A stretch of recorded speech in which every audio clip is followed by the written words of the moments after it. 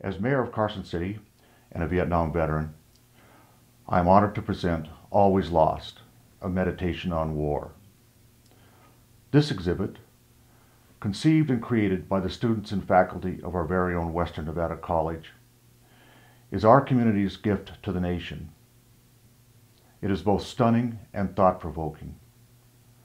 Stunning in the manner by which it brings home the sacrifices of those who we send in harm's way for our country. Thought-provoking in many ways personal to each of us. For me, there is a deep sense of sadness in seeing the faces of so many young men and women who will never be able to savor the fruits of their efforts to make this world a better and safer place to live. But I also gain strength from reflecting on their sacrifices. They are a reminder to me, and I would hope a reminder to all of us, that we have a duty to live a life of honor, dignity, and hard work, not just for ourselves and our families, but for our country as well. To strive to make this world a better place to live for all of us, even if in just little ways. To overcome pain and adversity. To appreciate the value of human life. To never forget.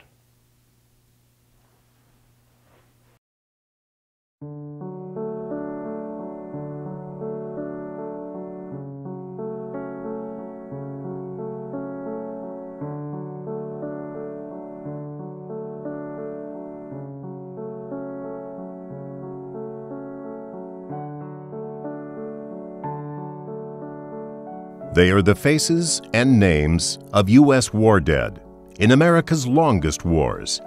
Over 6,500 servicemen and women who perished in Iraq and Afghanistan since September 11, 2001.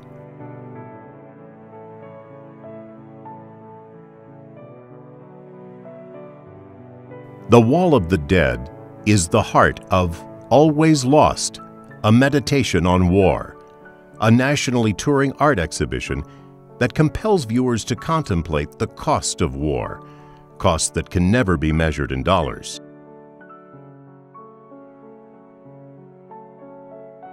Pulitzer Prize-winning Iraq War combat photographs on loan from the Dallas Morning News are accompanied by thoughts about the nature of war from witnesses ranging from ancient philosophers to modern generals.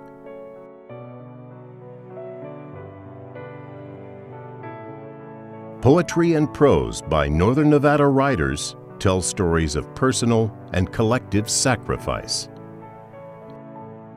Teresa Breeden writes from her heart as a mother. Listen, these soldiers were all children once. Smooth faces, fat thighs, sleep so complete anxious mothers listened cribside. They stood in that first pair of shoes, released supports, leaned into the wind of unknowing, wobbled that first step toward war.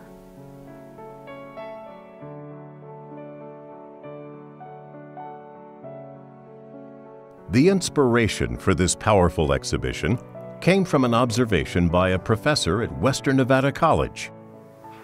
After seeing in 2008 the 4,000 faces published in the New York Times as the roster of the dead, excuse me, I concluded that the Iraq War perhaps was the most impersonal war Americans had ever fought.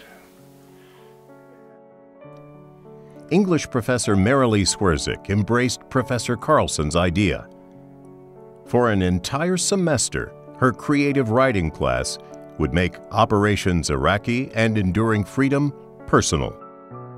And our Vietnam veterans had the most interesting reaction, I think, because they saw this as an opportunity to do for the returning Iraq and Afghanistan military personnel what was not done for them, and that was simply to say, we know you're there, thank you. For the students in Professor Swerzik's class, what began as an assignment became life-changing. It's an incredible thing to be a part of. I think for all of us, this has been probably the most honoring and humbling experience. And we are collectively sort of stunned that it's gone to this level, but also filled with a sense of reverence that it's been able to touch people and affect people in such a powerful way.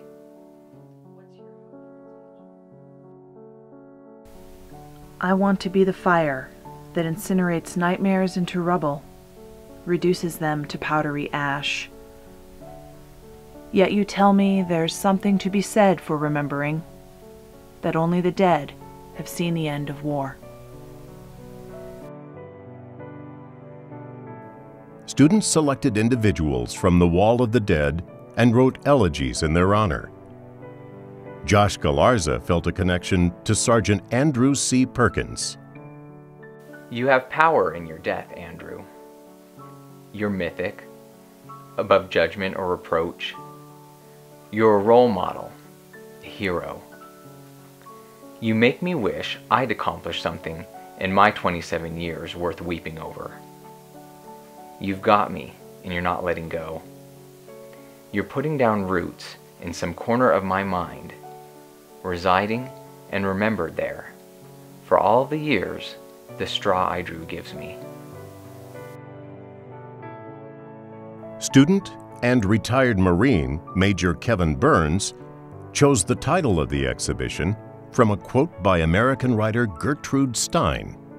From author Gertrude Stein. Now, Gertrude Stein was an avant-garde writer who lived in Paris. She was an American expatriate, lived in Paris for 40 years. 20s, 30s, and 40s. She wrote many things. She wrote on war, and this quote comes out of one of those writings that war is never fatal, but always lost, always lost. Major Burns spearheaded the creation of the Wall of the Dead with a purpose in mind. Was to not put them in any kind of alphabetical order or chronological order for when they died. They are all mixed together because war is not some nice parade ground where everyone marches on in perfect formation. As casualties continue to mount, the Wall of the Dead continues to grow. Profiles of Western Nevada College student veterans reflect the tens of thousands of men and women returning home from service in Iraq and Afghanistan. A meditation reminds us that in war, there are no unwounded soldiers. One of the most poignant parts of Always Lost is the story of Army Specialist Noah Pierce, who served 2 tours in Iraq, returned home to Minnesota, and took his own life. After his death, his mother found poems that Pierce had written about his combat experiences.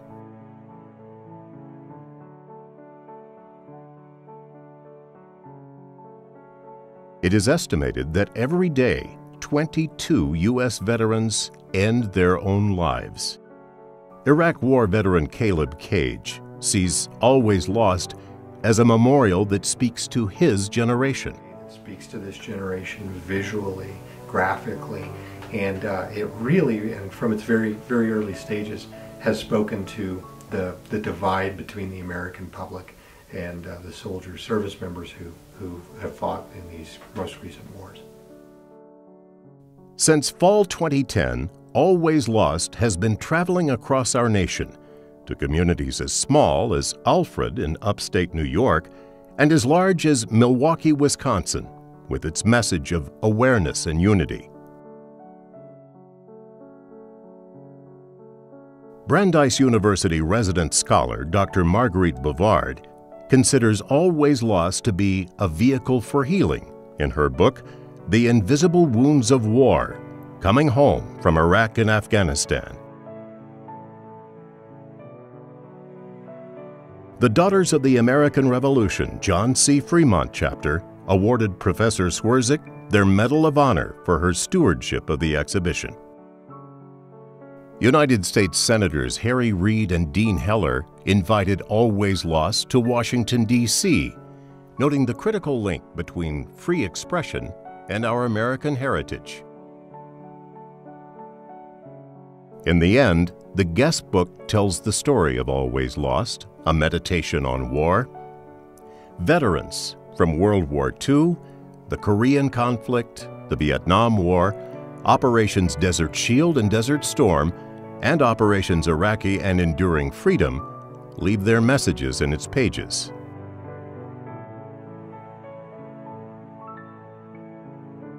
Mostly, civilians and veterans alike simply say thank you for what one viewer called a national treasure.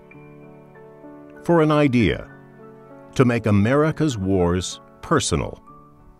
An idea that began at a small college in a small American town and evolved into a sacred space to consider the effects of war on each of us.